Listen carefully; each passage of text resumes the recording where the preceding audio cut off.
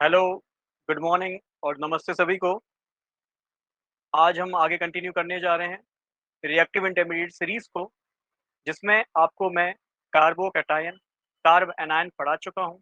ये टॉपिक चाहे आप lab assistant, higher education, lab assistant forensic science या फिर लैब असिस्टेंट की आप तैयारी कर रहे हैं या फिर इसके अलावा एनवायरमेंटल सुपरवाइज़र की आप तैयारी कर रहे हैं, तो ये सभी में आपको लेक्चर हेल्पफुल रहेंगे। ठीक है?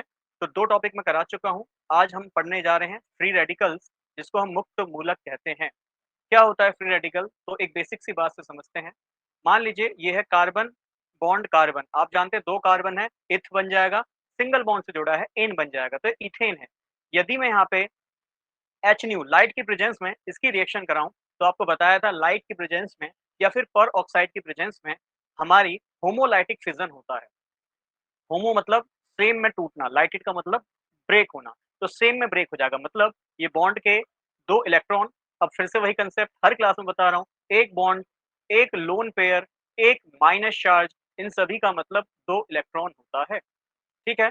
तो ये एक इलेक्ट्रॉन अपनी ओर ले लेगा और ये एक इलेक्ट्रॉन अपनी ओर ले लेगा। तो आप देख रहे हैं यहाँ मिल जाएगा CH3 और इसमें मिल जाएगा 1 इलेक्ट्रॉन, ऐसे ही दूसरा CH3 इस पे भी मिल जाएगा 1 इलेक्ट्रॉन। ठीक? ये कैसे 1-1 इलेक्ट्रॉन आया? तो बॉन्ड में होते हैं 2 इलेक्ट्रॉन, 1 इलेक्ट्रॉन इसने ले लिया और आपको ऑलरेडी मैं हर क्लास में पढ़ा रहा हूँ कि 1 इलेक्ट्रॉन ये लेगा, तो इसके लिए सिंगल हेड वाला एरो जिसको हम फिश हुक एरो कहते हैं, मछली फँसाने वाला काँटा, तो वो वाला एरो इस साइड आ जाएगा। सिमिलरली ये फिश हुक एरो इस साइड देखने को मिलेगा। क्लियर? और ये है आपका methyl methyl free radical.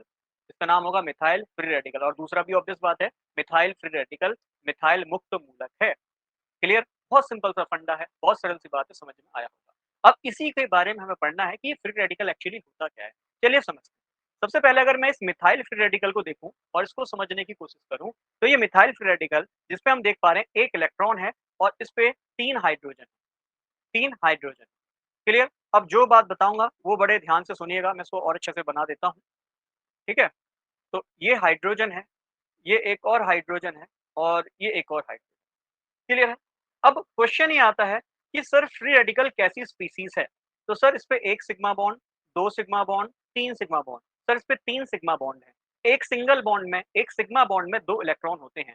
3 sigma bond है सर, तो इस पे 6 इलेक्ट्रॉन हो गए बॉन्ड के। देखो एक बॉन्ड में 2 इलेक्ट्रॉन, 2 4, 2 6 और 7वां इलेक्ट्रॉन ये दिखाई दे रहा है। तो फ्री रेडिकल के पास कितने इलेक्ट्रॉन होते हैं? सर इसके पास 7 इलेक्ट्रॉन्स होते हैं। 7 इलेक्ट्रॉन होने की वजह से हम इसको ऑड इलेक्ट्रॉन स्पीशीज़ भी बोलते हैं। ऑड इलेक्ट्रॉन स्पीशीज़, ठीक है? इस पे विषम इलेक्ट्रॉन है, ऑड का मतलब विषम, इस पे विषम इलेक्ट्रॉन है। 7 कैसी संख्या होती है? 7 विषम संख्या होती है, तो उसके पास ऑड इलेक्ट्रॉन है, विषम संख्या है। अगर मैं इसमें लुईस का ऑक्टेट रूल लगाऊँ, अष्टक नियम लगाऊँ, तो इसके पास 8 इलेक्ट्रॉन पूरे हैं क्या? सर इसके पास 8 इलेक्ट्रॉन पूरे नहीं हैं। इस पे कितने इलेक्ट्रॉन हैं? सर इस पे ओनली 7 इलेक्ट्रॉन्स हैं। इस पे ओनली 7 इलेक्ट्रॉन्स हैं, मतलब 1 इलेक्ट्रॉन की कमी है। मतलब मैं कह सकता हूँ कि ये भी इलेक्ट्रॉन डेफिशिएंट है। डेफिशिएंट का मतलब इलेक्ट्रॉन की कमी है, ठीक है? तो 7 इलेक्ट्रॉन है, ऑक्टेट पूरा नहीं है, 1 इलेक्ट्रॉन की कमी है, इसलिए मैं कहूँगा इसके पास इलेक्ट्रॉन डेफिशिएंट है। ये कैसा है? इलेक्ट्रॉन डेफिशिएंट है, इसके पास इलेक्ट्रॉन की कमी है, ठीक है? अब अगर ये इलेक्ट्रॉन डेफिशिएंट है, तो क्या ये लुईस एसिड होगा? हाँ जी, लुईस एसिड होगा। लुईस के अकॉर्डिंग यह सर अम्ल होगा। आपको ऑलरेडी पढ़ाया था कि जिसके पास इलेक्ट्रॉन की कमी होगी या फिर जिसकी इलेक्ट्रॉन को लेने की क्षमता होगी, बात एक ही है, जिस पे कमी होगी वही इलेक्ट्रॉन लेगा, ठीक? तो जिसके पास इलेक्ट्रॉन की कमी है, जो इलेक्ट्रॉन अपनी ओर लेगा, जो इलेक्ट्रॉन डेफिशिएंट है, वो लुईस एसिड होते हैं।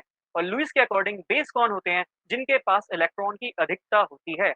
याद कीजिए आपको कार्बोकैटायन पढ़ाया था। कार्बोकैटायन में भी सेम ही मैंने आपको कांसेप्ट बताया था कि कार्बोकैटायन में भी 6 ही इलेक्ट्रॉन होते हैं, इलेक्ट्रॉन की कमी है, इलेक्ट्रॉन डेफिशिएंट है, इलेक्ट्रॉन डेफिशिएंट है इसलिए वो लुईस एसिड है। कार्ब एनायन में कार्बन पे माइनस चार्ज है, अधिकता में इलेक्ट्रॉन है, तो वो इलेक्ट्रॉन डेफिशिएंट नहीं है, इलेक्ट्रॉन रिच है क्योंकि उसके पास ऑक्टेट कंप्लीट है, ऊपर से उसी ऑक्टेट में माइनस चार्ज देखने को मिल रहा है, वो इलेक्ट्रॉन रिच है, इलेक्ट्रॉन दे सकता है, इलेक्ट्रॉन डोनर बन सकता है, तो इसलिए वो लुईस के अकॉर्डिंग बेस है, ठीक है? लुईस के अकॉर्डिंग क्षार है, बहुत सिंपल सी बात है, क्लियर? अब सर इसका हाइब्रिडाइजेशन, इसका संकरण क्या होगा? तो अगर यहाँ पे छोटे-छोटे मॉलिक्यूल दिए हैं लाइक हाइड्रोजन, हाइड्रोजन का एटम आपको पता है आवर्त सारणी में सबसे छोटा जो एटम होता है, परमाणु होता है, वो हाइड्रोजन का ही होता है।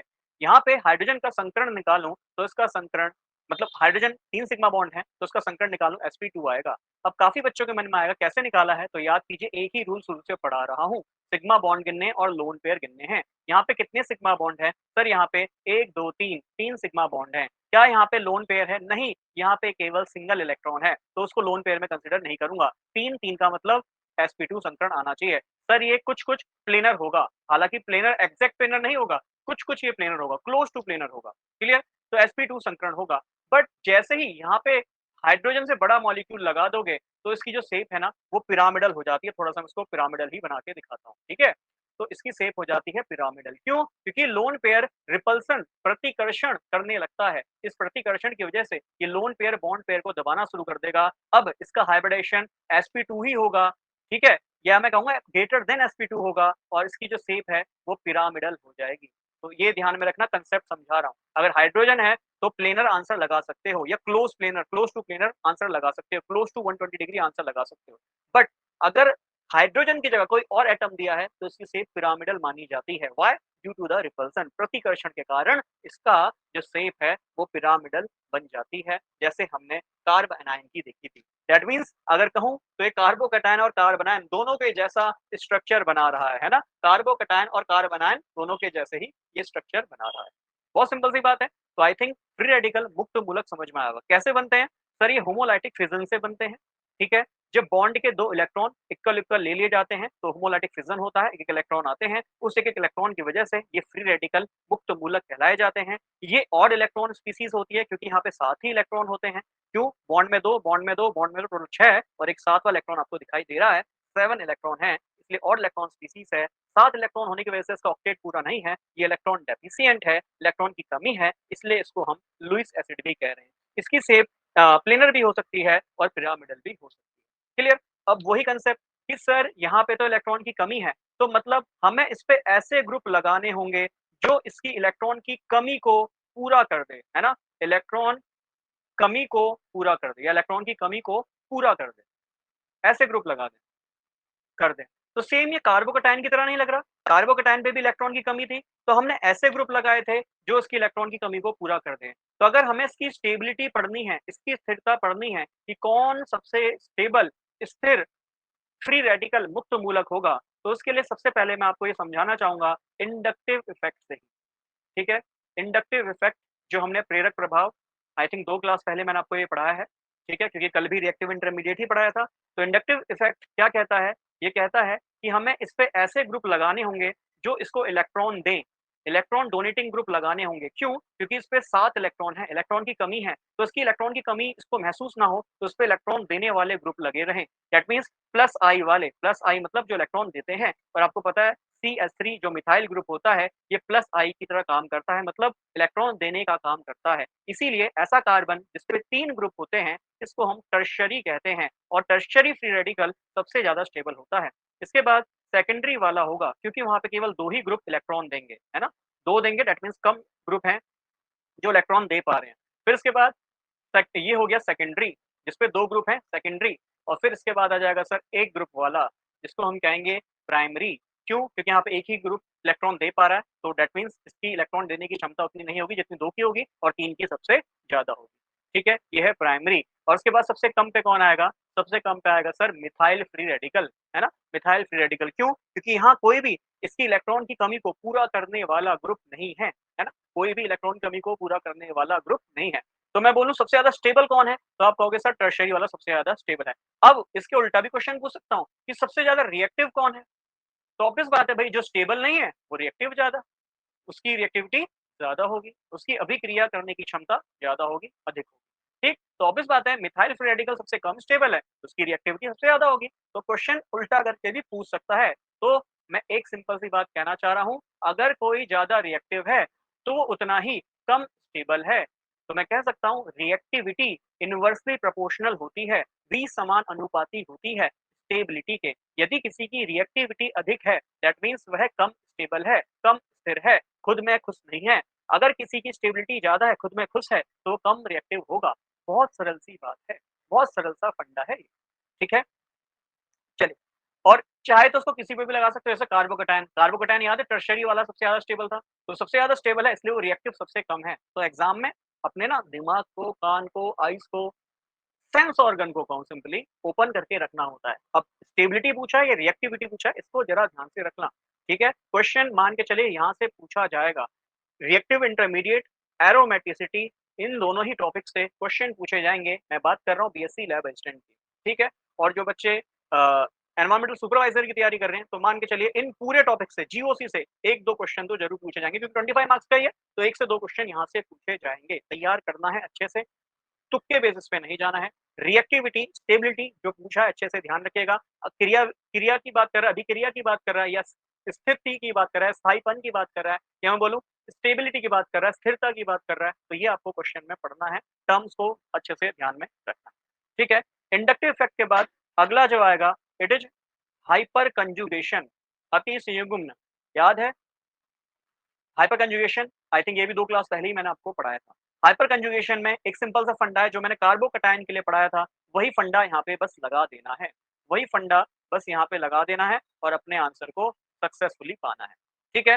तो ये है मिथाइल फ्री रेडिकल, ठीक? आपको याद है मैंने बताया था इसका संकरण कितना आता है सर, इसका संकरण sp2 आता है। याद है sp2 के बगल वाला कार्बन अल्फा कार्बन, मुझे लगता है अब तक 2-3 क्लास में कम से कम 8 से 10 बार मैं इसको रिपीट कर चुका हूँ और 8 से 10 बार यदि आप ही रिपीट करेंगे तो ये कुछ हार्ड नहीं रह जाता, बाकी तो प्रैक्टिस और याद करना है। तो sp2 के बगल वाला अल्फा कार्बन, इस अल्फा कार्बन पे 3-3 अल्फा हाइड्रोजन लगे हैं। ऐसे यहाँ sp2 इसके बगल वाला अल्फा कार्बन और उस पे लगे हैं 3-3 अल्फा हाइड्रोजन। ये sp2 ये है अल्फा कार्बन, सर इस पे लगे हैं साफ-साफ 3 हाइड्रोजन दिख रहे हैं। इस कार्बन पे 3-3 हाइड्रोजन दिख रहे हैं, यहाँ भी 3, यहाँ भी 3। क्लियर?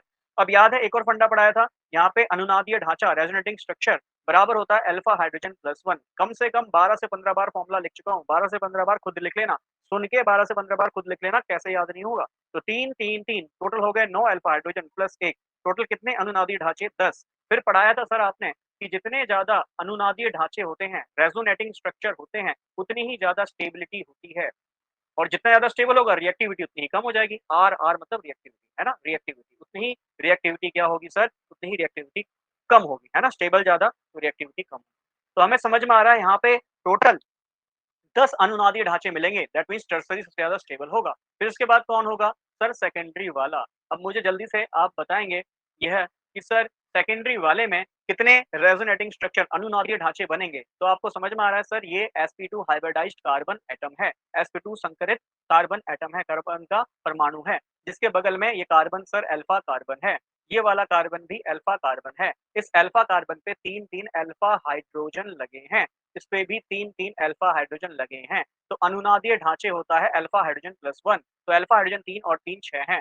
तो 6 प्लस 1 टोटल कितने अनुनादीय ढांचे? 7 बन जाएँगे। क्लियर? इसके बाद अगर आगे बोलूँ तो ये है CH3 और आगे है CH2, इस पे है एक रेडिकल, ठीक? अब यहाँ ये है ग्रुप, ग्रुप से पहला ये हो गया sp2, ठीक है? sp2 से पहला कार्बन अल्फा कार्बन होता है। सेम सर यहाँ कितने alpha hydrogen? 3 alpha hydrogen. I think अब तो ये रट जाना चाहिए कम से कम 12 से 15 बार, मुझे लगता है मैं पर्सनली इस टॉपिक को, इस कांसेप्ट को बता चुका हूँ 2-3 क्लास में ही। तो 2-3 क्लास में ही अगर मैं बता चुका हूँ 12 से 15 बार आप भी पढ़ सकते हैं और पढ़ेंगे, इसमें कुछ ऐसा हार्ड नहीं है। सर 3 ही अल्फा हाइड्रोजन है प्लस 1, और अगर ये बात क्लास 6 के बच्चों को बताओगे तो वो भी इसको कर लेगा। बहुत सिंपल सा फंडा है। तो हार्ड कुछ नहीं होता है, बात ये है रिवीजन आप कितना करते हैं। ठीक है? ये CH3 रेडिकल, बताओ यहाँ कितने अल्फा हाइड्रोजन? तो बेटा यहाँ sp2 तो है, बट sp2 के बगल में कोई कार्बन है ही नहीं, अल्फा कार्बन नहीं है तो अल्फा हाइड्रोजन भी नहीं होंगे। तो रेजोनेटिंग स्ट्रक्चर बराबर होता है अल्फा हाइड्रोजन जो कि 0 है प्लस 1। तो कितना अनुनादीय ढांचा बनेगा? सर एक ही अनुनादीय ढांचा, एक ही रेजोनेटिंग स्ट्रक्चर बनेगा। तो ऑब्वियस बात है जिसका जितना ज़्यादा रेजोनेटिंग स्ट्रक्चर होगा, वो उतना ही ज़्यादा स्टेबल होगा। सबसे ज़्यादा किसमें देखा? सर टर्शियरी में देखा, फिर किसमें देखा? सेकेंडरी में देखा, फिर किसमें देखा? प्राइमरी में देखा, फिर किसमें देखा? मिथाइल फ्री रेडिकल में देखा। क्लियर है? चलिए आगे बढ़ता हूँ। हालाँकि मैं हाइपर कंजुगेशन आपको स्ट्रक्चर वाइज़ नहीं करके बता रहा, बस फंडा बता दिया है, लॉजिक बता दिया है क्योंकि एग्ज़ाम में हमसे नहीं पूछेगा। बट फिर भी एक छोटा-सा कांसेप्ट मैं बता ही देता हूँ, ठीक है? किस तरीके से यहाँ हाइपर कंजुगेशन हुआ होगा। देखो जब हाइपर कंजुगेशन होगा तो फ्री रेडिकल के बेसिस पे ही होगा, ठीक है? जैसे फ्री रेडिकल बनता है वैसे ही उसी बेसिस पे हाइपर कंजुगेशन हमें देखने को मिलेगा। देखो, ये है, समझ रहे हैं? 2 कार्बन है, 2 कार्बन का मतलब हो गया इथाइल, है ना? इथाइल, और ये इस पे एक इलेक्ट्रॉन है तो मतलब ये फ्री रेडिकल है। तो आप बात कर रहे हैं sir ethyl free radical, ethyl मुक्त मूलक की, ठीक है? अब ये फ्री रेडिकल है तो ये टूटेगा भी, इसका फिजन भी बिल्कुल सेम वैसे ही होगा जैसे फ्री रेडिकल बना था। कैसे कि भाई एक इलेक्ट्रॉन ये कार्बन ले जाएगा, ये बॉन्ड का एक इलेक्ट्रॉन हाइड्रोजन ले जाएगा। सर एक बॉन्ड में 2 इलेक्ट्रॉन होते हैं, हाँ जी, तो एक इलेक्ट्रॉन ये ले गया सिंगल हेड वाला एरो, एक इलेक्ट्रॉन ये ले गया सिंगल हेड वाला एरो। आपने बताया था जब एक-एक इलेक्ट्रॉन ले जाते हैं तो सर सिंगल हेड वाला एरो लगता है। क्लियर? हालाँकि इसकी एग्ज़ाम में ज़रूरत नहीं पड़ेगी बट एक बार कांसेप्ट के लिए आपको बता रहा हूँ, बस सिंपल सा कांसेप्ट है, ध्यान से सुनिए। अब आप जानते हैं ये वाले CH2 पे सर 1 इलेक्ट्रॉन है, हाँ जी, बिल्कुल है। क्या ये वाले कार्बन ने 1 इलेक्ट्रॉन लिया? हाँ जी सर, बिल्कुल लिया। क्या ये वाला हाइड्रोजन 1 इलेक्ट्रॉन लेके बाहर निकल गया? हाँ जी सर, बिल्कुल निकल गया, बिल्कुल सही कह रहे हैं। अब 1 इलेक्ट्रॉन सर मिलके बॉन्ड ही तो बनाते हैं, बन गया ना यहाँ बॉन्ड। तो देखो यही तो समझाया था रेजोनेंस में भी, याद है? हाइपर कंजुगेशन, एक्सेसिव रेजोनेंस, यही तो बताया था कि भाई ये दोनों आपस में बॉन्ड बना लेंगे, H बाहर निकल गया। ऐसे ही ये वाला H भी काम कर सकता है, ये वाला H भी काम कर सकता है। टोटल ऐसे कितने अनुनादीय ढांचे बनेंगे? सर ऐसे टोटल 4 बनेंगे। तो देखो ये आपका sp2 वाला कार्बन, इसके बगल वाला कार्बन अल्फा कार्बन, इस पे लगे हुए 3 हाइड्रोजन अल्फा हाइड्रोजन। अब जब 3 अल्फा हाइड्रोजन होते हैं तो उससे एक ज़्यादा रेजोनेटिंग स्ट्रक्चर होगा, तो बना के देख लो 4 ही रेजोनेटिंग स्ट्रक्चर बनेंगे। जिनके नहीं समझ में आया ऑलरेडी बता चुका हूँ, अब की ये वाला हाइड्रोजन को ब्रेक करा, अब की ये वाले को ब्रेक कर लो। तो इस वाले को ऐसे ही रहने दो, ऊपर वाले को ऐसे ही रहने दो और इस वाले हाइड्रोजन को ब्रेक कर दो। 1 इलेक्ट्रॉन ये ले गया, 1 इलेक्ट्रॉन ये ले गया। तो आपको पता है H रेडिकल यहाँ मिल जाएगा, फिर वही कार्बन पे जब 1 इलेक्ट्रॉन आएगा, इस वाले कार्बन के 1 इलेक्ट्रॉन से फिर बॉन्ड बना लेगा। तो देखो यहाँ CH2 बन गया, है ना? ऐसे ही लास्ट वाला, ये H है, ये नीचे वाला H है, ऊपर वाला H। वैसे मैं कह ऊपर वाला रहा हूँ, ये सभी बराबर पोज़ीशन पे हैं, ऐसा नहीं कि ऊपर है नीचे है। सभी कितने डिग्री पे हैं? जब टेट्राहेड्रल है, सभी 109 डिग्री पे हैं, बराबर दूरी पे हैं। ऐसा नहीं कि ऊपर है नीचे, नहीं, सभी 109 डिग्री पे बराबर दूरी पे हैं। इसीलिए तो तीनों के तीनों हाइड्रोजन क्या कर पा रहे हैं? हाइपर कंजुगेशन कर पा रहे हैं। ठीक है? तो देख लो 4 अनुनादीय ढांचे बन रहे हैं, ऐसे ये अनुनादीय ढांचे बनेंगे। क्लियर? फिर तीसरा तरीका क्या है? सेम कार्बोकैटायन की तरह है। तीसरा तरीका है सर यहाँ पे अनुनाद, रेजोनेंस। क्या रेजोनेंस से भी आपका फ्री रेडिकल स्टेबल होता है? हाँ जी सर, बिल्कुल होता है और ये परम सत्य है, बिल्कुल स्टेबल होगा। चलो, ये है CH2, इस पे है एक इलेक्ट्रॉन। बेंजीन पे CH2 लास्ट क्लास से आपको मैं पढ़ा रहा हूँ। बेंजीन पे CH2 को बेंजाइल कहते हैं, तो उसका नाम बन जाएगा sir benzyl free radical, benzyl मुक्त मूलक। ठीक? अब यहाँ पे कैसे सर आप फ्री रेडिकल बनाएँगे, तो फ्री रेडिकल बनता कैसे? सिंपल सा कांसेप्ट बताया। देखो, जब यहाँ पे इसका रेजोनेंस होगा, तो सेम हाइपर कंजुगेशन की तरह 1 इलेक्ट्रॉन कार्बन ले जाएगा, 1 इलेक्ट्रॉन हाइड्रोजन। सेम यहाँ पे पाई बॉन्ड, 1 इलेक्ट्रॉन इस पाई बॉन्ड का इस कार्बन पे, 1 इलेक्ट्रॉन पाई बॉन्ड का इस कार्बन पे। समझ पा रहे हैं? पाई बॉन्ड, भई पाई बॉन्ड है, 2 इलेक्ट्रॉन होंगे, तो 1 इलेक्ट्रॉन इसने ले लिया, सिंगल हेड वाला एरो, 1 इलेक्ट्रॉन इसने ले लिया। क्लियर? आगे बढ़ते हैं। यहाँ पे ये बॉन्ड है, यहाँ पे ये बॉन्ड है। अब ज़रा ऊपर समझिए, यहाँ CH2 पे 1 इलेक्ट्रॉन था, इस वाले कार्बन ने 1 इलेक्ट्रॉन लिया, तो इस कार्बन पे 1 इलेक्ट्रॉन है और इस कार्बन पे 1 इलेक्ट्रॉन है। अब 1 इलेक्ट्रॉन मिलके बॉन्ड ही तो बनाएगा, देखो डबल बॉन्ड बन गया। अब इलेक्ट्रॉन कहाँ पहुँच गए? यहाँ। फिर देखो आगे ये पाई है, 1 इलेक्ट्रॉन यहाँ, 1 इलेक्ट्रॉन यहाँ। क्लियर? तो पाई बॉन्ड को ब्रेक करना है क्योंकि रेजोनेंस में होता क्या है? पाई बॉन्ड ही तो ब्रेक होता है, जो वीक होता है वही टूटता है, पढ़ा चुका हूँ कांसेप्ट। ठीक है? ये बॉन्ड, ये डबल बॉन्ड CH2 ऊपर बन ही गया था। अब देखो, इस पे 1 इलेक्ट्रॉन, इस कार्बन पे 1 इलेक्ट्रॉन है, इस वाले ने भी 1 इलेक्ट्रॉन लिया, इस पे भी 1 इलेक्ट्रॉन है। अब यहाँ पे 1 इलेक्ट्रॉन, अब ये 1 इलेक्ट्रॉन मिलके बॉन्ड बना लेंगे, देखो पाई बॉन्ड यहाँ बन गया, ये इलेक्ट्रॉन यहाँ आ गया। क्लियर? आगे बना के देखना, फिर देखो ये वाला है पाई बॉन्ड 1 इलेक्ट्रॉन, ये वाला पाई बॉन्ड 1 इलेक्ट्रॉन। क्लियर? अब आगे देखो, ठीक? अब यहाँ पे 1 इलेक्ट्रॉन दिखाई दे रहा है, अब ये वाले पाई ने 1 इलेक्ट्रॉन लिया, तो 1 इलेक्ट्रॉन यहाँ पे आया, अब ये 1 इलेक्ट्रॉन यहाँ पे दिखाई दे रहा है और ये फिर डबल बॉन्ड CH2 है और इधर देखो डबल बॉन्ड है। फिर ये 1 इलेक्ट्रॉन और ये 1 इलेक्ट्रॉन मिलके क्या बना लेंगे? देखो पाई बॉन्ड बना लेंगे। अब कहोगे सर बाहर बना दिया, कोई बात नहीं, आप अंदर बना लो, जैसे आपको बेस्ट लगे आप वैसे करो। ठीक है? अंदर बनाने का मन है, क्योंकि अंदर-बाहर इलेक्ट्रॉन को कहीं भी रिप्रेजेंट कर सकता हूँ, अंदर बना लो। क्लियर? फिर आगे देखो लास्ट स्टेप, 1 इलेक्ट्रॉन यहाँ पे, 1 इलेक्ट्रॉन इस कार्बन पे। क्लियर? तो फ्री रेडिकल ही तोड़ना है। हालाँकि एग्ज़ाम में ये सब नहीं आएगा, बट एक कांसेप्ट क्लैरिटी के लिए मैं आपको पढ़ा रहा हूँ। ठीक? फिर देखो, यहाँ ये CH2, इस पे 1 इलेक्ट्रॉन आया, अब ये वाले यहाँ पे 1 इलेक्ट्रॉन खिंचा आया और 1 इलेक्ट्रॉन यहाँ खिंचा आया। अब इनके बीच में क्या बन जाएगा? एक बॉन्ड बन जाएगा। बहुत सरल है। ठीक है? चलिए, तो ये था हमारा ओवरऑल कांसेप्ट, जिसमें हमने पढ़ा फ्री रेडिकल मुक्त मूलक को। अब आगे बढ़ते हैं, जो कांसेप्ट हमारा है कार्बीन्स का। कार्बीन एक इम्पोर्टेंट टॉपिक है, BSc लैब असिस्टेंट जो फोरेंसिक साइंस वाला एग्जाम है, मान के चलिए कि कार्बीन से तक क्वेश्चन पूछ सकता है ना? Generally free radical, carbocation, carbanion class 11th और 12th में यही होते हैं। ठीक? क्लास 11th-12th जो एनवायरमेंटल सुपरवाइजर की तैयारी कर रहे हैं, वो बच्चे भी इसको देख के जाइए, एक बेस हमें पता होना चाहिए, अगर क्वेश्चन आ गया तो छूटे ना। ठीक है? क्योंकि सिलेबस में हमें केवल रिएक्टिव इंटरमीडिएट दे रखा है और हमारा सिलेबस के अकॉर्डिंग अगर कोई भी कांसेप्ट छोड़ गए तो दिक्कत होगी। हाँ, एनवायरमेंटल सुपरवाइजर से कहूँगा इसको बस ऊपर-ऊपर से देख के जाइएगा, बाकी सभी बच्चे इसको बिल्कुल डेफिनिटली देख के जाइए, क्वेश्चन यहाँ से आने की संभावना बनती है। सबसे पहले क्वेश्चन ये राइज होता है, सर कार्बीन क्या होती है? इससे पहले मैं बताना चाहूंगा कार्बीन बनती कैसे है। तो याद है मैंने आपको पढ़ाया था एलिमिनेशन रिएक्शन। एलिमिनेशन रिएक्शन जिसमें ग्रुप को एलिमिनेट कर दिया जाता है।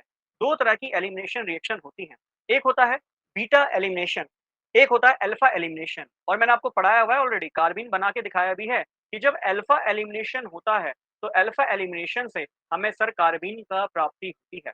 ठीक, ये कार्बन है इलेक्ट्रोनेगेटिव माइनस, हाइड्रोजन पे कैसा चार्ज आएगा सर प्लस। अब यहाँ पे हमारे पास OH ग्रुप है। अब ये OH माइनस ग्रुप इस हाइड्रोजन को उठा लेगा, क्यों? क्योंकि OH पे है माइनस। कैसे आया माइनस? मैं कह रहा हूँ कि मैं इस क्लोरोफॉर्म की, ये CH Cl3, ये है CH Cl3। सर ये क्लोरोफॉर्म का फॉर्मूला होता है। क्लोरोफॉर्म आपने बहुत सारी मूवीज में देखा होगा, पुरानी मूवीज में, अब तो खैर नहीं दिखाते ये सब, पर पुरानी मूवीज में देखा होगा कि क्लोरोफॉर्म सुंघाया और किडनैपिंग चल गई, है ना? कॉमेडी में भी चलता था, थोड़ी सीरियस वाली मूवी में भी चलता था, सेम क्लोरोफॉर्म सुंघाते थे, है ना? बीओसी वगैरह के काम आता है जनरली यूज करने के। ठीक, एनेस्थीसिया इसको मैं कह सकता हूँ, एनेस्थीसिक एजेंट है। तो खैर NaOH को ब्रेक करा, ये Na प्लस OH माइनस में टूटा। ये OH माइनस ने इस हाइड्रोजन को उठाया हुआ है, क्योंकि कार्बन और हाइड्रोजन में कार्बन ज्यादा इलेक्ट्रोनेगेटिव होता है। कार्बन की इलेक्ट्रोनेगेटिविटी, विद्युत ऋणात्मकता 2.5 होती है, हाइड्रोजन की 2.1 होती है। कैसे होती है? शुरू से पढ़ाता हुआ आ रहा हूँ, अब मैं इसको नहीं बताने जा रहा, क्योंकि जिनको नहीं पता क्लास नंबर 1 से देखिए, बकायदा इलेक्ट्रोनेगेटिविटी पढ़ा चुका हूँ, उसमें भी पढ़ाया था। ठीक है, ऑर्गेनिक के इंट्रोडक्शन में 2-3 क्लास में भी पढ़ा चुका हूँ।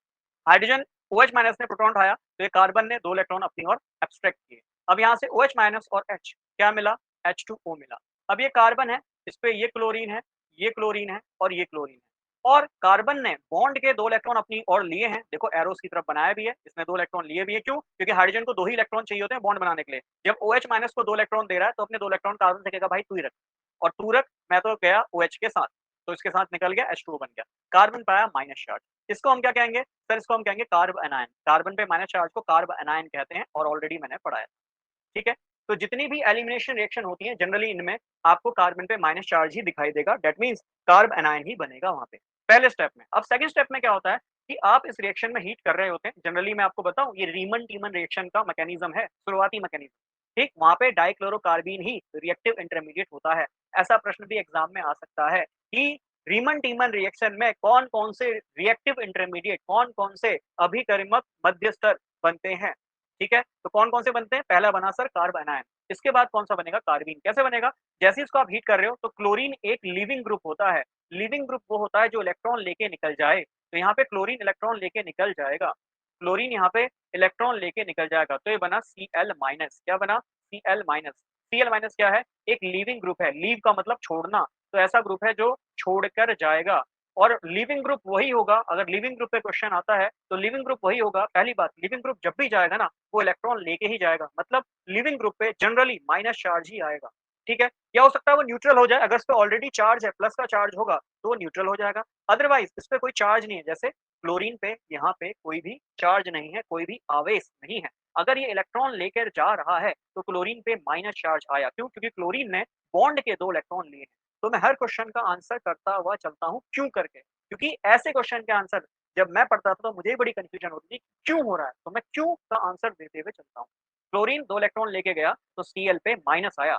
अब हमें समझना है क्या ये Cl पे इतनी हिम्मत है कि ये माइनस चार्ज को अपने ऊपर झेल ले, अपने ऊपर रख ले, अपने साथ रख ले? तो इसके लिए हमें चेक करना होता है, क्या ऑलरेडी पढ़ा चुका हूँ कुछ क्लास पहले, या तो उसके पास रेजोनेंस हो, क्या हो? रेजोनेंस, अनुनाद हो। अगर क्लोरीन के पास रेजोनेंस है ना तो वो माइनस चार्ज को होल्ड कर सकता है। क्यों? हमने देखा था ना रेजोनेंस से कैसे माइनस चार्ज स्टेबलाइज होता है, कैसे माइनस चार्ज आगे तक जाता है। याद है रेजोनेंस? एलाइल एलालाइड पढ़ाया था, माइनस चार्ज कैसे स्टेबल हो रहा था, सेम कहानी।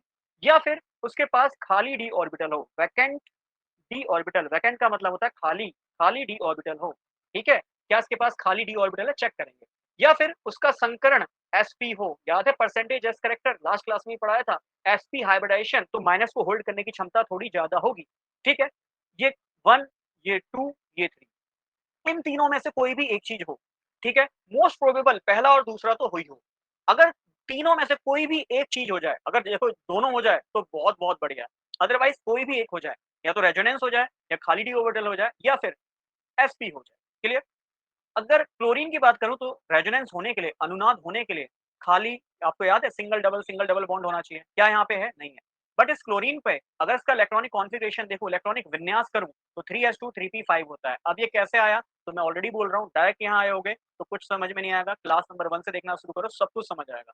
ठीक है, 3s2 3p5 और आगे आप जानते हैं 3 का d ऑर्बिटल खाली होगा, तो यस इसके पास खाली d ऑर्बिटल है, तो यस ये माइनस चार्ज को स्टेबल करेगा। ये माइनस चार्ज को अगर स्टेबल करेगा, जो भी ग्रुप माइनस चार्ज को स्टेबल करेगा, समझ लो वो लिविंग ग्रुप हो जाएगा।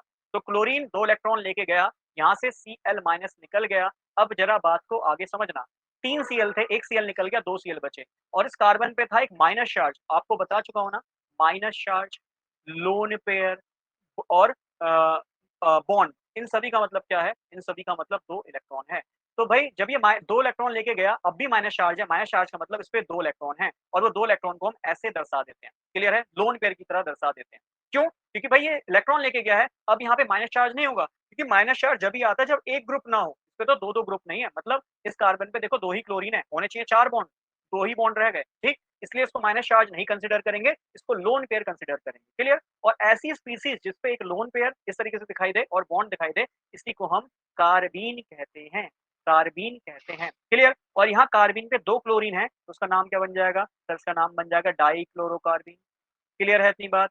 ईन कार्बीन, क्लियर? तो बहुत सरल सी बात है, कार्बीन के बारे में आपको समझ में आया होगा। फिर से देख लो, OH माइनस से प्रोटॉन उठाया, H2O निकला, कार्बन पे माइनस चार्ज आया, कार्बीन बनने से पहले कार्ब अनायन बनता है। फिर क्लोरीन 2 इलेक्ट्रॉन लेके गया, क्यों गया? क्योंकि वो लिविंग ग्रुप है, लिविंग ग्रुप की प्रॉपर्टी ये है कि कोई भी इलेक्ट्रॉन लेके जा रहा है मतलब उस पे माइनस चार्ज आएगा, या फिर अगर उस पे ऑलरेडी चार्ज है तो न्यूट्रल हो जाएगा। बट चार्ज वो जब ही लेगा जब या तो उस पे रेजोनेंस होगा, या तो चार्ज, देखो चार्ज कौन लेके जाएगा? जिस पे हिम्मत हो चार्ज लेने की, और हिम्मत है तो दैट मीन्स वो कहीं न कहीं उस माइनस चार्ज को स्टेबल कर पाएगा, चाहे रेजोनेंस से, चाहे खाली डी ऑर्बिटल। खाली डी ऑर्बिटल का मतलब समझे कि उसके पास आगे डी ऑर्बिटल खाली पड़ा है, उसने जो इलेक्ट्रॉन लिए हैं ना, देखो यहाँ पे 2 इलेक्ट्रॉन लेके गया है, 2 इलेक्ट्रॉन लेके गया है, तो जो इलेक्ट्रॉन लिए हैं उसको होल्ड भी करने के लिए जगह भी तो होनी चाहिए। भाई घर पे मेहमान बुला लिए, जगह ही नहीं है, फिर वही बात, ठीक? तो इस पे मेहमान बुला के जगह भी खाली पड़ी है, 5 डी के ऑर्बिटल खाली पड़े हैं, लो भैया किसी भी ऑर्बिटल में जाके रहे, मजे कर, क्लियर? तो सेम ये कहानी।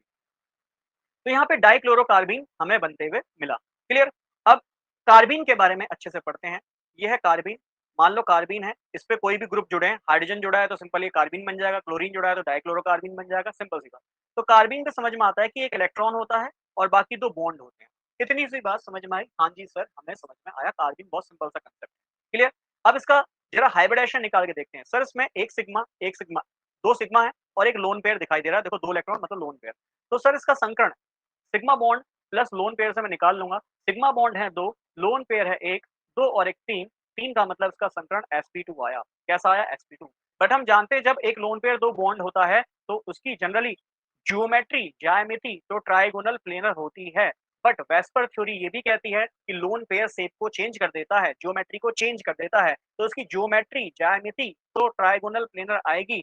बट याद कीजिए इसकी शेप कैसे हो जाती है? एंगुलर, सब पढ़ा चुका हूँ इनऑर्गेनिक केमिस्ट्री में, ठीक है? केमिकल बॉन्डिंग में सब पढ़ा चुका हूँ। एंगुलर याद है, वी शेप सारा पढ़ा चुका हूँ, या फिर इसको वेंट शेप भी कहते हैं, सारे नाम बता चुका हूँ, याद कीजिए। फिर इसको और बताओ, एंगुलर हो गया, वी शेप हो गया, वेंट हो गया, या फिर इसको बेंट भी कहते हैं, ठीक है? ये सारे ही नाम पढ़ाए थे, ठीक? बट कार्बीन हमें 2 तरीके से देखने को मिलती है। अब कुछ बातें और बताऊंगा, उसको भी ध्यान में रखिएगा। किस तरीके से 2 देखने को मिल रही है, बट पहले बेसिक कुछ बातें और जान लेते हैं। क्या कार्बीन जो है, ये जो कार्बीन है, क्या ये इलेक्ट्रॉन रिच है या इलेक्ट्रॉन डेफिशिएंट है? मतलब इलेक्ट्रॉन की कमी है या इस पे इलेक्ट्रॉन अधिक है? तो देखता हूँ सर, 1 बॉन्ड है, 2 बॉन्ड है, 2 ही बॉन्ड है, मतलब 4 इलेक्ट्रॉन, 1 बॉन्ड में 2 इलेक्ट्रॉन, 2 बॉन्ड में 4 इलेक्ट्रॉन और 1 लोन पेयर है, मतलब 2, 2 4 और 2 6, लोन पेयर के 2 इलेक्ट्रॉन 6 इलेक्ट्रॉन। तो कार्बीन पे सर 6 ही इलेक्ट्रॉन है। और ऑक्टेट थ्योरी क्या कहती है? अष्टक नियम क्या कहता है? 8 इलेक्ट्रॉन होने चाहिए। कितने हैं? 6। तो लुईस के अकॉर्डिंग ये कैसा है? ये लुईस के अकॉर्डिंग इलेक्ट्रॉन डेफिशिएंट है। और इलेक्ट्रॉन डेफिशिएंट वो है जिसका अष्टक पूरा नहीं है, जिसका ऑक्टेट पूरा नहीं है। तो कार्बीन पे 6 इलेक्ट्रॉन है, इलेक्ट्रॉन डेफिशिएंट है। और जो इलेक्ट्रॉन डेफिशिएंट होता है सर, लुईस के अकॉर्डिंग वह अम्ल होता है, लुईस के अकॉर्डिंग वह एसिड होता है। तो ये लुईस के अकॉर्डिंग अम्ल है, क्यों? क्योंकि इसमें इलेक्ट्रॉन की कमी है, मतलब ये इलेक्ट्रॉन ले सकता है, इलेक्ट्रॉन एक्सेप्टर है, क्लियर? बहुत सिंपल सी बात है, सिंपल सा फंडा है, समझ में आया होगा, ठीक? बट जो कार्बीन है ये हमें 2 तरीके से देखने को मिलती है। कार्बीन हमें 2 तरीके से देखने को मिलती है, मतलब इसका संकरण 2 तरीके से देखने को मिलता है। एक होती है sp2 कार्बीन और एक कार्बीन होती है sp कार्बीन, ठीक है? अब कार्बन की रिएक्शंस भी होती है, वो सब मैं आपको नहीं पढ़ाने वाला, ना वो हमारे एग्जाम में आएगा, बट जितना कंसेप्ट आएगा वो मैं आपको पढ़ाता हुआ चल रहा हूँ। जहाँ तक पूछा जा सकता है इस एग्जाम के अकॉर्डिंग जितनी डेप्थ हो सकती है, जितना सिलेबस दिया है, मैं वही बात बोल रहा हूँ। देखो कोई टॉपिक इसका एंड ही नहीं है। इसी टॉपिक को मैं 4 घंटे में भी पढ़ा सकता हूँ केवल कार्बन को, क्योंकि रिएक्शन वगैरह सब कुछ पढ़ाने लग जाऊँ, एक टॉपिक ही 4 घंटे का जाएगा। ठीक? बट हमें क्या देखना है? कॉस्ट टू बेनिफिट रेशियो भी देखना है, कितना एग्जाम के लिए हमारे इंपॉर्टेंट है। तो sp2 कार्बन क्या है? सर sp2 कार्बन तो अभी आपने बताई, क्यों बार-बार हमें परेशान कर रहे हो? 2 बॉन्ड होने चाहिए, एक लोन पेयर है। आपने सर ड्रैगो का नियम भी हमें बताया, सिग्मा बॉन्ड पेयर गिनिए, लोन पेयर गिनिए, डायरेक्ट हम संकर्ण निकालेंगे। तो 1 सिग्मा। सर कितने सिग्मा बॉन्ड है? सिंगल बॉन्ड है, 2 हैं, 2 का मतलब भैया यहाँ पे 2 वैल्यू पुट कर देता हूँ। क्या एक लोन पेयर दिखाई दे रहा है? हाँ जी दिखाई दे रहा है 1। तो 2 और 1 कितना होता है सर? 3 होता है। 3 का मतलब इसका संकरण sp2 आएगा। तो सर इसको हम sp2 कार्बन कहेंगे। क्या कहेंगे? sp2 कार्बन कहेंगे। चलो इसको आगे बढ़ाने से पहले कुछ और बातें बता देता हूँ। एक चीज होती है जिसको हम कहते हैं स्पिन मल्टीप्लिसिटी। स्पिन मल्टीप्लिसिटी और जो बीएससी लैब स्टूडेंट वाले हैं ना, बेटा जी ये सीख के जाओ, क्योंकि ये अभी हमें स्पेक्ट्रोस्कोपी में भी पढ़ना है ना? तो स्पिन मल्टीप्लिसिटी का फॉर्मूला होता है 2s+1, वेयर एस क्या होती है? स्पिन ऑफ इलेक्ट्रॉन होती है। स्पिन ऑफ इलेक्ट्रॉन होती है। सर स्पिन ऑफ इलेक्ट्रॉन कैसे होती है? अगर ऊपर की तरफ इलेक्ट्रॉन देखो, बताया था, ये सब बेसिक में पढ़ा चुका हूँ। अगर इलेक्ट्रॉन ऐसा दिखाई दे, ठीक है, तो इसकी स्पिन को हम प्लस हाफ कहते हैं। अगर इलेक्ट्रॉन ऐसा दिखाई दे तो सर इसकी स्पिन को हम माइनस हाफ कहते हैं। सिंपल सा कंसेप्ट है, ऑलरेडी मैं पढ़ा चुका हूँ। ठीक है, बताया था इलेक्ट्रॉन एक चार्ज पार्टिकल होता है, बिहेव करता है इलेक्ट्रिक फील्ड की तरह, बट जैसे ही वो मोशन में आ जाएगा, इलेक्ट्रिक फील्ड के साथ साथ मैग्नेटिक फील्ड भी होगा, तो इसका एक नॉर्थ पोल होगा, एक साउथ पोल होगा। तो नॉर्थ साउथ के सीधे वाले अलाइनमेंट को प्लस हाफ कहते हैं, उल्टे अलाइनमेंट को माइनस हाफ कहते हैं। सब कुछ पढ़ा चुका हूँ। क्लियर? अगर ये स्पिन मल्टीप्लिसिटी जो कि जिसका फॉर्मूला है 2s+1, यदि इसकी वैल्यू 1 के बराबर आ जाए तो हम कहेंगे सिंगलेट है। क्या है?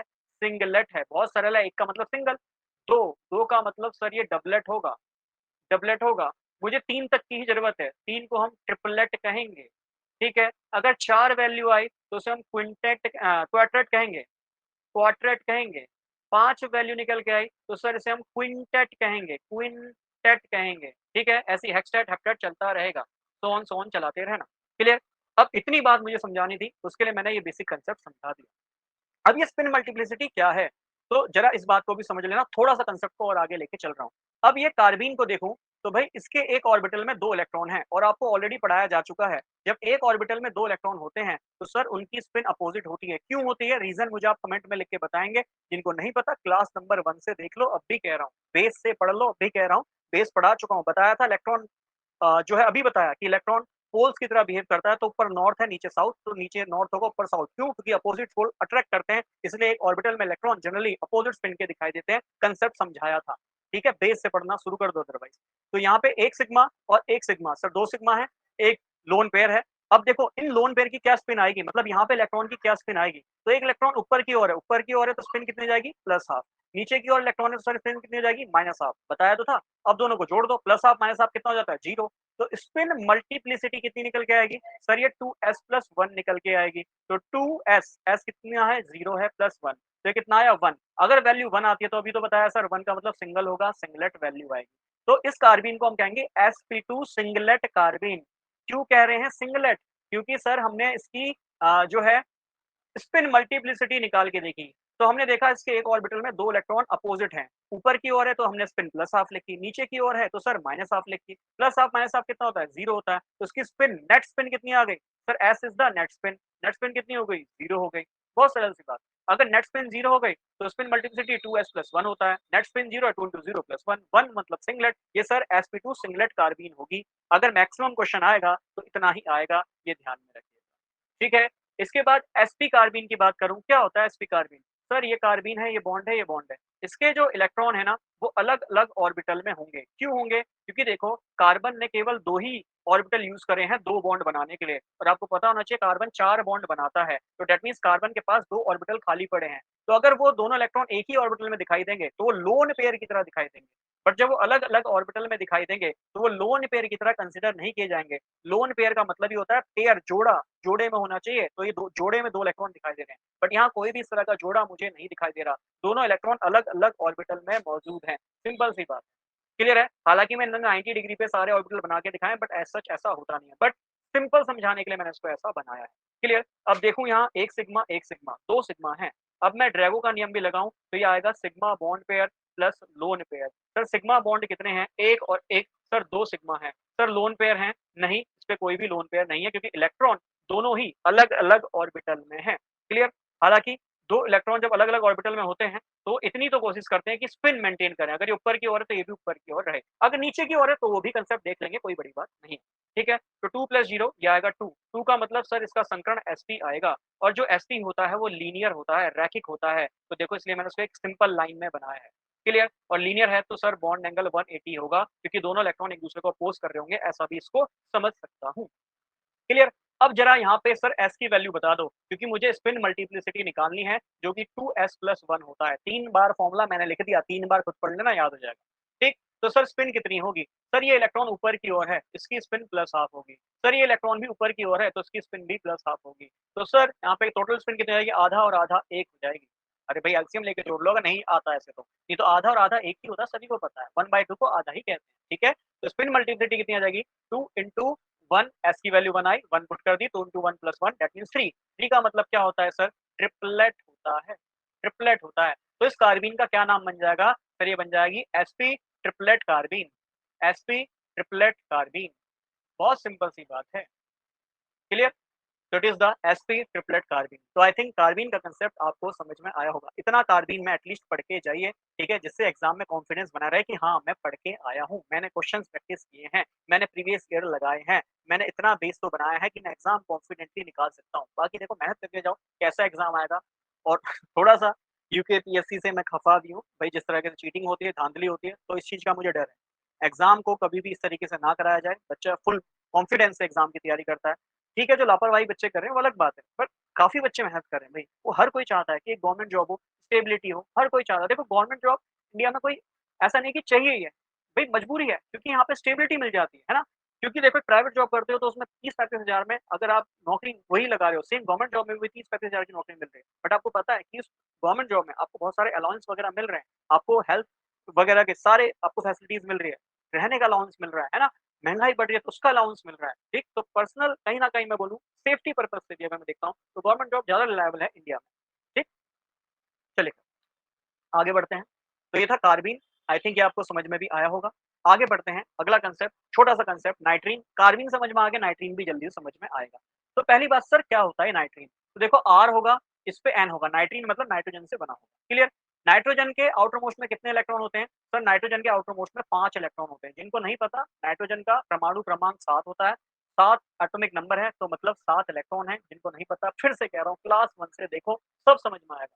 7 एटॉमिक नंबर है मतलब 7 इलेक्ट्रॉन है। पहली सेल में 2, बाहरी कक्ष में 5, तो बाहरी कक्ष में उसके 5 इलेक्ट्रॉन है, देख लो 2 2 4, और ये एक इलेक्ट्रॉन जो आर के साथ बॉन्ड बना रहा होगा। 5 इलेक्ट्रॉन है इस नाइट्रोजन के पास। ठीक है, अब डायरेक्ट पूछता हूँ आपसे क्वेश्चन, बताओ अगर इस नाइट्रोजन के पास कितने इलेक्ट्रॉन है, तो आप कहोगे सर 2 इलेक्ट्रॉन ये रहे, 2 इलेक्ट्रॉन ये रहे, और बॉन्ड के 2 इलेक्ट्रॉन जो शेयरिंग वाले वो हो गए। टोटल कितने इलेक्ट्रॉन है सर, इसके पास केवल 6 ही इलेक्ट्रॉन है कि नहीं, हाँ जी, 2 ये रहे, 2 ये रहे, 2 बॉन्ड, 6 इलेक्ट्रॉन है। दैट मीन्स ये भी कैसा है सर, इस पे भी इलेक्ट्रॉन की कमी है। लुईस के अकॉर्डिंग इसका ऑक्टेट पूरा नहीं है, अष्टक पूरा नहीं है, तो सर ये इलेक्ट्रॉन डेफिशिएंट है। इलेक्ट्रॉन डेफिशिएंट है तो ऑब्वियस है लुईस के अकॉर्डिंग ही सर ये एसिड होगा, है ना। लुईस के अकॉर्डिंग ये डेफिशिएंट है क्योंकि ऑक्टेट पूरा नहीं है, और लुईस के अकॉर्डिंग ये एसिड होगा क्योंकि एसिड वे होते हैं, अम्ल वे होते हैं जो इलेक्ट्रॉन लेने की क्षमता रखते हैं, जिन पे इलेक्ट्रॉन की कमी होती है, इलेक्ट्रॉन डेफिशिएंट होते हैं। तो इनके पास कितने इलेक्ट्रॉन है सर, इनके पास 6 इलेक्ट्रॉन है। ठीक है, बहुत सिंपल सा फंडा, बहुत सरल सी बात, समझ में भी आ रही होगी। ठीक है, चलिए आगे समझते हैं कुछ कंसेप्ट्स को, कुछ बातों को और। अब नाइट्रीन भी सेम ऐसे ही 2 तरीके से होती है। चलो पहले क्वेश्चन यही कि सर नाइट्रीन बनती कैसे, ये तो बता दो। तो देखो आर पे अगर N3, इसको हम बोलते हैं एजाइड। आर पे क्या लग जाए, एजाइड ग्रुप लग जाए, जनरली इस पे प्लस ही मान के चलते हैं। ठीक, तो एजाइड अगर लग जाए, ठीक, तो इसको हम कहते हैं, अगर एजाइड को अगर हम हीट कर दें, ठीक है, एल्काइल, आर एल्काइल ग्रुप हो गया, याद है, आर आर मतलब कार्बन, कार्बन मतलब एल्काइल ग्रुप। एल्काइल एजाइड अगर कोई ग्रुप है तो अगर इसको हीट कर दिया जाए तो आपको नाइट्रीन मिलते हुए बनती है, और साथ में यहाँ से रिलीज होती है नाइट्रोजन गैस। क्लियर। अब मैं पूछूं बताओ N3 इसका क्या फॉर्मूला बनेगा, तो आप कहोगे N double bond N double bond N, ये इसका फॉर्मूला बनेगा। नाइट्रोजन के पास 3 ही बॉन्ड होते हैं, तो भाई इस पे 4 बॉन्ड है तो प्लस आ जाएगा, और इस पे 2 ही बॉन्ड है तो इस पे माइनस आ जाएगा। समझना बात को, ये है वाटर का मॉलिक्यूल, कंसेप्ट समझा रहा हूँ, ध्यान से सुनिएगा। ये है वाटर का मॉलिक्यूल, वाटर का मॉलिक्यूल है, अभी न्यूट्रल है, आप सभी जानते हो H2O है, क्लियर। अगर इसी वाटर के मॉलिक्यूल से एक H को हटा दो तो आपको पता है एक H हट जाएगा, ये बन जाएगा OH माइनस। सभी को पता है कंसेप्ट, कोई बड़ी बात नहीं है। एक H को हटा दिया तो यहाँ पे ऑक्सीजन इलेक्ट्रॉन ले लेगा माइनस और यहाँ से H निकल जाएगा, OH माइनस बचा। तो आपको पता होना चाहिए ऑक्सीजन यहाँ 2 ही बॉन्ड बना सकता है, चाहे तो डबल बॉन्ड बना रहा हो, चाहे सिंगल सिंगल बॉन्ड बना रहा हो, एक ही बात है। डबल बॉन्ड कहाँ बनाता है ऑक्सीजन? जैसे कार्बोनिल पे डबल बॉन्ड बना रहा है, क्लियर। तो ऑक्सीजन हमेशा 2 ही बॉन्ड बनाएगा। क्यों बनाएगा? इसका भी रीजन सुन लीजिए कि भाई इसके आउटर मोस्ट में 6 ही इलेक्ट्रॉन है। अपना ऑक्टेट कंप्लीट करने के लिए 2 इलेक्ट्रॉन की शेयरिंग कर लेगा, हो गया 8 इलेक्ट्रॉन पूरे। इसलिए ये हमेशा 2 ही बॉन्ड बनाएगा, 2 ही लोन पेयर। बट अगर 2 बॉन्ड बना रहा है, मैं कहूँ उस पे एक ही बॉन्ड है, अगर बॉन्ड एक्चुअली जितने बॉन्ड होने चाहिए उससे अगर बॉन्ड कम है तो ध्यान रखना हमेशा माइनस चार्ज आएगा। और जितने बॉन्ड हैं उससे एक ज्यादा बॉन्ड बन जाए, मतलब ये ऑक्सीजन अपने लोन पेयर से एक और H को उठा ले, तो आपको पता है ना हाइड्रोनियम आयन, सुना होगा इसके बारे में। इसकी शेप कैसी होती है? हाइड्रोनियम आयन की शेप सर पिरामिडल होती है, पिरामिडल शेप होती है, जैसे अमोनिया की होती है, क्लियर। बट इस पे प्लस चार्ज आता है, क्यों? क्योंकि इसने अपने लोन पेयर देके एक H को और उठा लिया, तो एक H के साथ और बॉन्ड बना लिया, तो एक ही लोन पेयर बचा, बाकी एक H के साथ बॉन्ड बन गया, क्लियर। हाइड्रोनियम आयन कहते हैं। और आपको पता है एसिड पानी में मिलके हाइड्रोनियम आयन बनाते हैं, कक्षा 10 का क्वेश्चन है। हाइड्रोनियम आयन बनाते हैं, अगर लोन पेयर से प्रोटॉन को H प्लस को उठा लेगा तो ये हाइड्रोनियम आयन बना लेगा, क्लियर। तो जितने बॉन्ड हैं उससे एक ज्यादा बॉन्ड बने तो ध्यान रखना हमेशा प्लस चार्ज आएगा, और जितने बॉन्ड हैं उससे कम बॉन्ड बनेगा तो हमेशा माइनस चार्ज आएगा। सिंपल सा तरीका याद करने का, फैक्ट भी समझा चुका हूँ, क्लियर। तो यहाँ देखो नाइट्रोजन पे 3 बॉन्ड होने चाहिए, कितने हैं? 2। जितने बॉन्ड है उससे कम है ना, देखो इसकी तरह जितने बॉन्ड है उससे एक कम बॉन्ड है, 2 बॉन्ड होने चाहिए, एक ही बॉन्ड है तो माइनस चार्ज। सेम नाइट्रोजन पे 3 बॉन्ड होने चाहिए, एक कम है तो माइनस चार्ज। नाइट्रोजन पे 3 बॉन्ड होने चाहिए, कितने हैं? 1 2 3 4, 4 बॉन्ड इसलिए प्लस चार्ज। इस नाइट्रोजन पे देखो इस पे 1 2 3 ही बॉन्ड है, तो भैया इसका तो ऑक्टेट पूरा है, इसको पे कोई माइनस नहीं कोई प्लस, क्लियर। अब आगे देखना, ये अगर माइनस 2 इलेक्ट्रॉन यहाँ देगा तो आपको पता है ये वाला पाई बॉन्ड यहाँ शिफ्ट हो जाएगा, बहुत सिंपल सा फंडा है। तो ये देखना R, ये N, इस पे ऑलरेडी एक लोन पेयर था और इसने ऊपर से पाई के 2 इलेक्ट्रॉन अपने पास ले लिए, तो सर इस पे आ गया माइनस चार्ज। फिर आगे है N, फिर ये है ट्रिपल बॉन्ड N। कैसे बना ट्रिपल बॉन्ड? सर ये माइनस था, एक और 2 इलेक्ट्रॉन दिए तो 2 बॉन्ड थे, एक और इलेक्ट्रॉन का पेयर दिया, सर 3 बॉन्ड बन गए। अब ये वाले नाइट्रोजन ने जब पाई बॉन्ड आगे दिया, क्यों? क्योंकि नाइट्रोजन भी मैक्सिमम 4 ही बॉन्ड बनाएगा, तो आप मैक्सिमम जब 2 इलेक्ट्रॉन और दोगे तो कोई ना कोई बॉन्ड टूटेगा, ये वाला बॉन्ड टूट गया पाई बॉन्ड और नाइट्रोजन पे माइनस चार्ज आ गया। अब इस नाइट्रोजन पे अब भी 4 बॉन्ड है तो उस पे सर 100% प्लस चार्ज होगा। अब आपको पता है N पे प्लस है तो 2 इलेक्ट्रॉन लेके निकल जाएगा, और जब N 2 इलेक्ट्रॉन लेके निकल जाएगा और यही होती है आपकी nitrogen gas, N triple bond N, ठीक है। ये नाइट्रोजन हीट करने पे, मैंने बताया ना हीट कर रहे हो, हीट करने पे नाइट्रोजन बॉन्ड के 2 इलेक्ट्रॉन ले जाएगा। इसमें ऑलरेडी देखो जब इलेक्ट्रॉन लेके जाएगा तो 2 इलेक्ट्रॉन की जो कमी थी जिसकी वजह से प्लस आया था वो 2 इलेक्ट्रॉन वापस मिल गए, तो N2 गैस, नाइट्रोजन गैस यहाँ से निकल जाएगी, क्लियर। और आपको क्या मिला? R, ये मिला N, इस पे था लोन पेयर। और अभी थोड़ी देर पहले बताया अगर माइनस चार्ज होता है उससे कोई बॉन्ड इलेक्ट्रॉन लेके चला जाए तो ध्यान रखना वो भी किसकी तरह कंसीडर किया जाता है? लोन पेयर की तरह। तो देखो ये है नाइट्रीन, ऐसे बनती है नाइट्रीन, ठीक। पर एग्जाम में ये नहीं पूछा जाएगा, बट हाँ डायरेक्ट रिएक्शन पूछे कि कैसे बनता है या कंप्लीट रिएक्शन में आए तो जरूर इसको कंप्लीट कर दीजिएगा, ठीक। अब नाइट्रीन भी इसी तरीके से 2 तरीके से देखी जाती है। एक नाइट्रीन वो, हमने ये तो समझ लिया सर ये इलेक्ट्रॉन डेफिशिएंट है, ठीक है। क्या हमने इसका संकरण निकाल के देखा? नहीं, इसका संकरण नहीं निकाल के देखा, निकाल के देखते हैं, ठीक है। नाइट्रीन भी इस तरीके से 2 तरीके से देखी जा सकती है। एक तो अगर दोनों ही ऑर्बिटल में, मतलब इलेक्ट्रॉन पेयर जोड़े में है, ऑर्बिटल में है, ठीक, तो किस तरीके की नाइट्रीन होगी डायरेक्ट मैं आपको बताता हूँ, ठीक। तो एक लोन पेयर है, इसके ये 2 इलेक्ट्रॉन, ठीक, और ये लोन पेयर वाला इलेक्ट्रॉन, ठीक है, नाइट्रीन के वाले इलेक्ट्रॉन और ये लोन पेयर वाला इलेक्ट्रॉन, ठीक। हाइब्रिडेशन निकालूंगा तो सर सिग्मा बॉन्ड पेयर होता है और लोन पेयर होता है। सर एक सिग्मा बॉन्ड है, बाकी 2 लोन पेयर है, सिग्मा बॉन्ड 1, लोन पेयर 2, 2 और 1 3, 3 का मतलब सर इसका संकरण sp2 आएगा, क्लियर। अब मुझे बताओ ये नाइट्रीन सिंगलेट है ट्रिपलेट है? तो याद कीजिए दोनों स्पिन अपोजिट है, मतलब एक स्पिन प्लस हाफ, उल्टा है दूसरा इलेक्ट्रॉन तो माइनस हाफ, नेट स्पिन 0 आ जाएगी। तो सर स्पिन मल्टीप्लिसिटी कितनी आ जाएगी?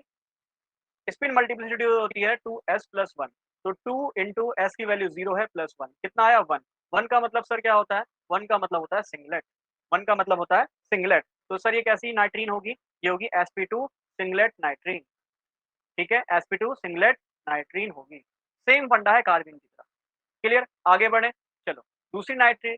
अगर मैं कहूँ 2 इलेक्ट्रॉन, जो ये नाइट्रीन वाले 2 इलेक्ट्रॉन है ये अलग अलग ऑर्बिटल में है, एक ये रहा एक ये रहा, ठीक। तो क्या अब ये लोन पेयर की तरह गिना जाएगा? नहीं। अब इस पे केवल एक सिग्मा बॉन्ड एक लोन पेयर है, तो रूल लगाइए सिग्मा बॉन्ड पेयर और लोन पेयर जिससे हम संकरण निकालते हैं।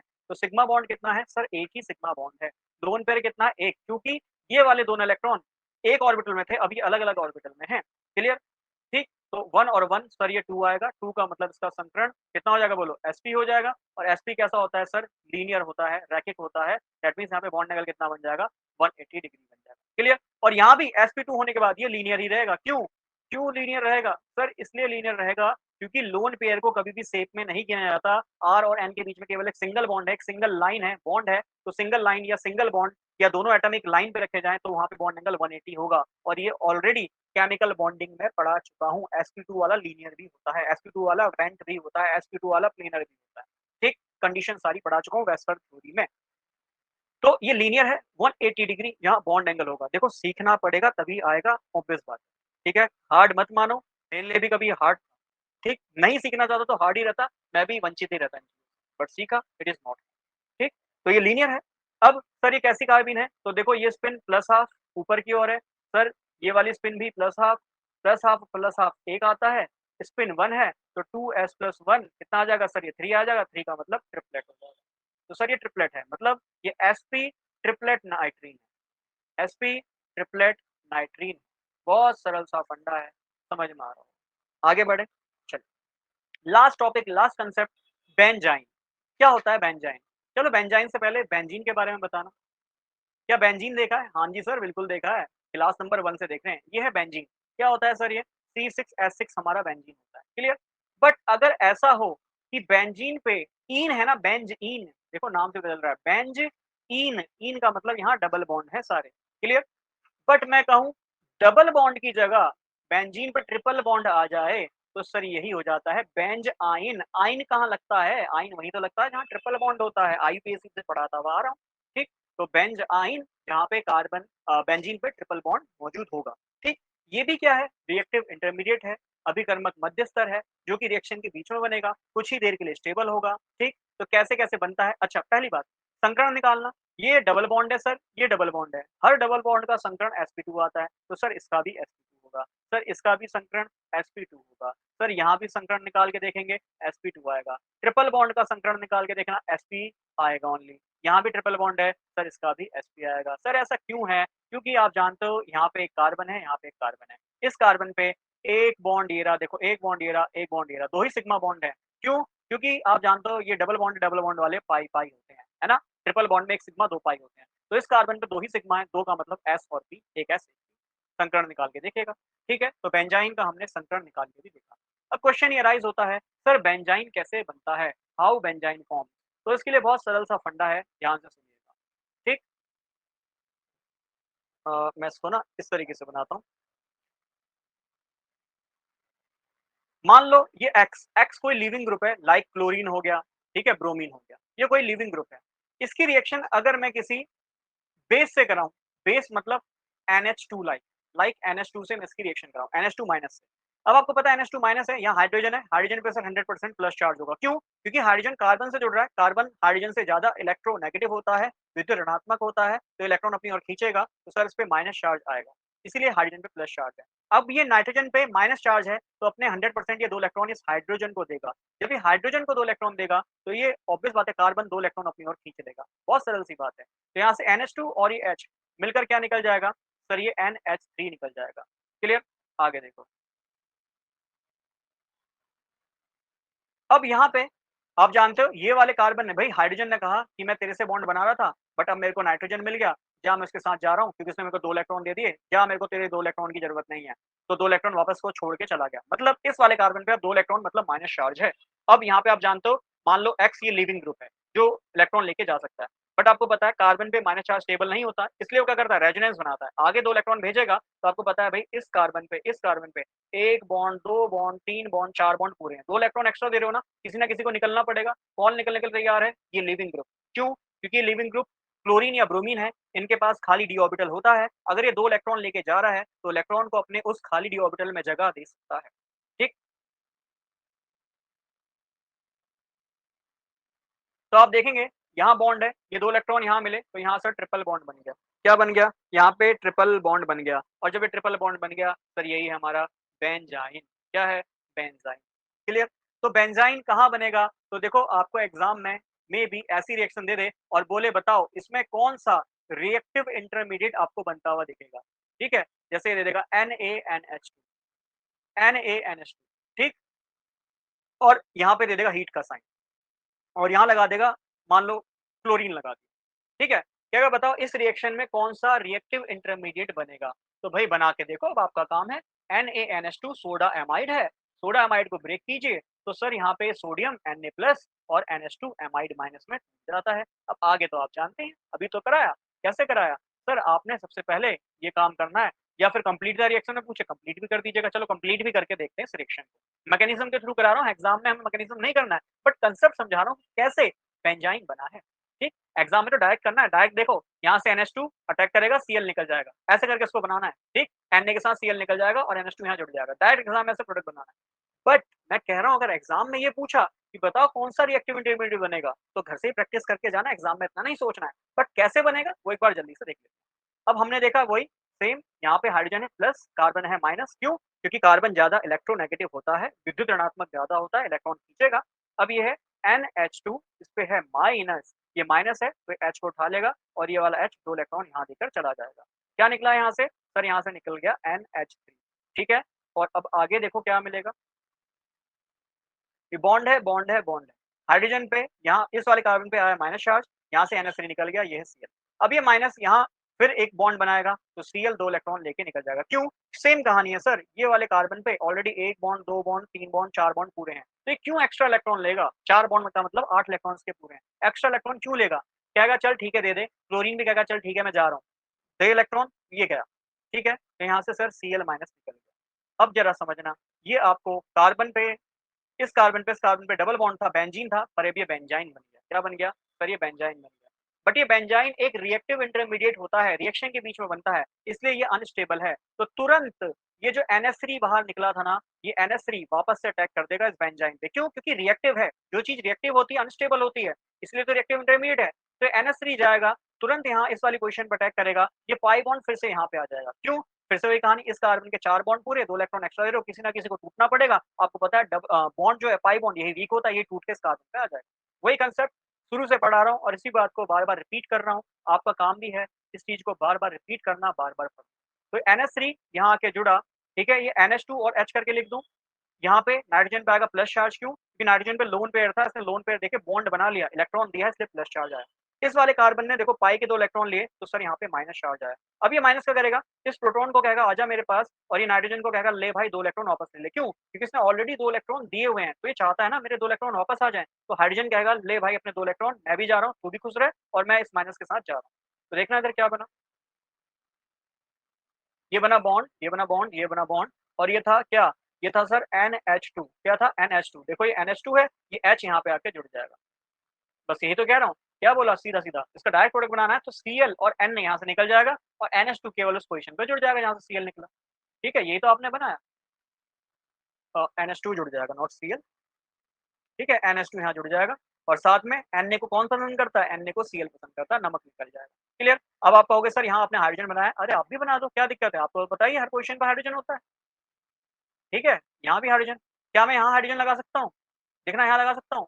कभी भी मत लगा देना। क्यों? क्योंकि यहाँ एक बॉन्ड ऑलरेडी था, दो बॉन्ड, ये तीसरा डबल बॉन्ड, चौथा डबल बॉन्ड, चौथा ये वाला बॉन्ड, चार बॉन्ड पूरे हैं, पांचवा हाइड्रोजन मत लगा देना, कार्बन की वैलेंसी 5 नहीं होती। ठीक है, तो ये हमारी क्लास जिसमें मैंने आपको रिएक्टिव इंटरमीडिएट पूरा करा दिया है। इतने ही टाइप के रिएक्टिव इंटरमीडिएट पढ़ने हैं। इसके अलावा मैंने आपको बताया ज्यूटर आयन जैसे, कीटीन जैसे, ये सब मैं आपको रिएक्शन के बीच में पढ़ाता रहूंगा। ठीक, और बाकी देखो पसंद आता है, लगता है भाई मेहनत की जा रही है, मेहनत कीजिए भी, कराई भी जा रही है। ठीक है, तो लाइक शेयर और सब्सक्राइब जरूर करना है। कुछ ही बच्चे हैं जो भी इन वीडियो को देख रहे हैं, मुझे पता है ये लास्ट टाइम रस वाले बच्चे हैं और वो इसको भी नहीं पढ़ पाएंगे। वो किसको देखेंगे? अगर मान लो उस टाइम पे मेरे पास टाइम रहा और मैं टॉप 100 टॉप 50 वाली वीडियो लाया ना, तो उसको देखेंगे और फिर सोचेंगे मेरा सिलेक्शन हो जाएगा। और फिर हो सकता है काफी बच्चे बाद में आके मुझसे लड़े भी कि सर हमने तो आपकी ये वाली वीडियो देखी थी, एक भी क्वेश्चन नहीं आया। अरे भाई पूरा सिलेबस करना अलग चीज है, इन 50 क्वेश्चन को वो तो मैं प्रैक्टिस के लिए कराऊंगा। ये थोड़ी ना कह रहा हूँ उसमें से पेपर आएगा। मैं तो गारंटी इसकी भी नहीं दे सकता कि जो पढ़ा रहा उसमें से पेपर आएगा। ऑब्वियस बात है भाई, एग्जामिनर कुछ भी माइंड सेट कर सकता है, किसी भी लेवल का पेपर आ सकता है। बट हाँ, एक प्रीवियस ईयर एनालिसिस से और पढ़ाने के एक्सपीरियंस से और क्वेश्चन किस तरीके के बनाए जा सकते हैं, उन कंसेप्ट के बेसिस पे मैं आपको पढ़ा रहा हूँ। ठीक है ना? तो इसीलिए कहूंगा इस पर भरोसा भी करना होता है। देखो सिंपल सी बात है, डॉक्टर की दवाई पर भरोसा करना ही पड़ेगा, और जब तक असर ना दिखे, जब तक हम कह नहीं सकते कि भाई दवाई अच्छी है। ठीक है, तो खैर बाकी पसंद आता है लाइक करें, शेयर करें, सब्सक्राइब करें। थैंक